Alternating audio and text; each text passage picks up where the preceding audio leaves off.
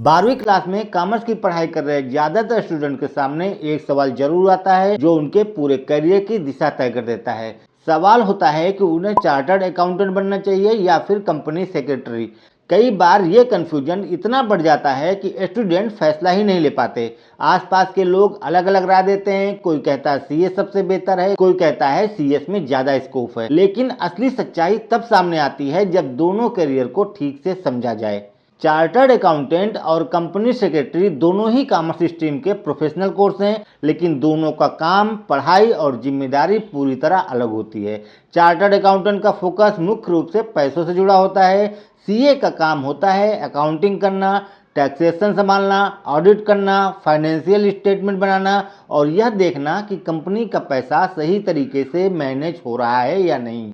किसी भी कंपनी की balance sheet, profit loss account और टैक्स प्लानिंग में सीए की अहम भूमिका होती है।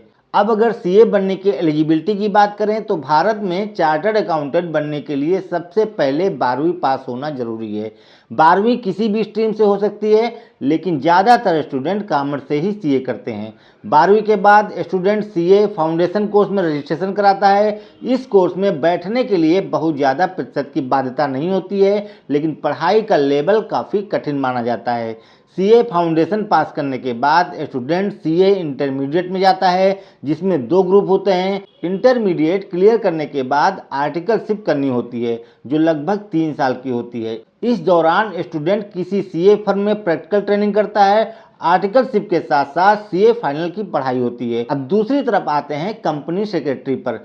कंपनी सेक्रेटरी का काम पैसों से कम और कानून से ज्यादा जुड़ा होता है। सीएस का रोल होता है यह सुनिश्चित करना कि कंपनी देश के सभी लागू कानूनों और नियमों के तहत सही तरीके से काम कर रही है या नहीं। जैसे आम नागरिकों के लिए नियम होते हैं, वैसे ही कंपनियों के लिए भी कई कानून होते हैं। कंपनी कानून, विदेश मुद्रा से जुड़े नियम, शेयर बाजार से जुड़े नियम और कॉरपोरेट गवर्नेंस से जुड़े कई नियम होते हैं, जिनका पालन करना हर कंपनी के लिए जरूरी होता है। अगर कोई कंपनी इन नियमों का पालन नहीं करती है तो उस पर भारी जुर्माना लग सकता है और कई बार कानूनी कार्रवाई भी हो जाती है।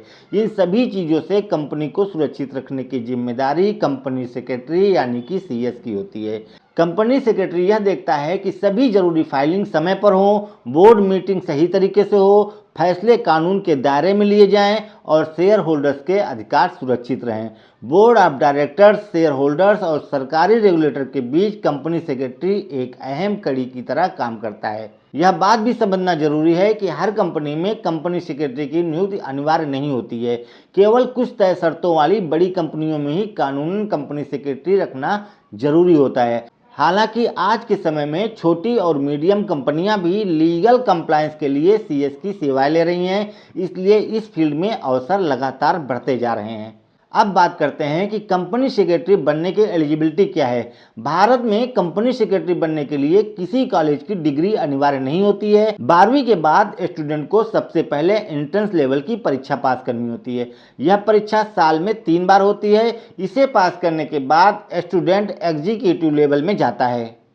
एग्जीक्यूटिव लेवल में 2 ग्रुप होते हैं और कुल 7 पेपर होते हैं। स्टूडेंट अपनी सुविधा के अनुसार दोनों ग्रुप एक साथ या अलग अलग दे सकता है, जिससे बेसिक प्रोफेशनल स्किल सिखाई जाती है। इसके बाद स्टूडेंट को लंबी अवधि की आर्टिकलशिप करनी होती है, जिसमें उसे कंपनी कानून, कंप्लायंस और कॉर्पोरेट काम का प्रैक्टिकल अनुभव मिलता है। आर्टिकलशिप के दौरान शुरुआत में ज्यादातर काम फाइलिंग, डॉक्यूमेंटेशन और कंप्लायंस से जुड़ा होता है। यह बिल्कुल सामान्य है। जैसे जैसे अनुभव बढ़ता है वैसे वैसे जिम्मेदारी भी बढ़ती जाती है। आर्टिकलशिप पूरी होने के बाद प्रोफेशनल लेवल की परीक्षा होती है। इस लेवल को पास करने और अंतिम ट्रेनिंग पूरी करने के बाद ही किसी स्टूडेंट को कंपनी सेक्रेटरी का सर्टिफिकेट मिलता है।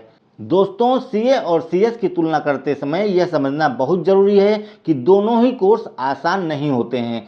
दोनों में लगातार पढ़ाई, पेशेंस और मेहनत की जरूरत होती है। यह कहना कि जो सीए नहीं कर पाते हैं वही सीएस करते हैं, बिल्कुल गलत सोच है। दोनों प्रोफेशन अलग अलग स्किल्स मांगते हैं। अगर किसी को अकाउंटिंग, टैक्स और नंबर में रुचि है तो सीए उसके लिए बेहतर विकल्प हो सकता है। वहीं अगर किसी को कानून, नियम, कॉर्पोरेट सिस्टम और गवर्नेंस में दिलचस्पी है तो सीएस एक अच्छा करियर विकल्प है। आखिर में सबसे जरूरी बात यही है कि करियर किसी और को देखकर नहीं चुना जाना चाहिए। अपनी रुचि, अपनी क्षमता और अपने लंबे समय के लक्ष्य को समझकर ही फैसला लेना चाहिए। सीए और सीएस दोनों ही सम्मानजनक और अच्छे करियर विकल्प हैं। बस फर्क इतना है कि रास्ता और काम अलग अलग है। अगर आपने सही जानकारी के साथ फैसला लिया तो यह फैसला आगे चलकर आपके पूरे करियर की नींव बनाता है। दोस्तों, आज के इस वीडियो में हमने आपके सारे कंफ्यूजन दूर करने की कोशिश की। उम्मीद है कि ये आपको पसंद आया होगा। अगर आपको पसंद आया है तो लाइक, शेयर और कमेंट जरूर करें और चैनल को भी सब्सक्राइब करें। आज के लिए बस इतना ही। मिलते हैं नेक्स्ट वीडियो में। धन्यवाद।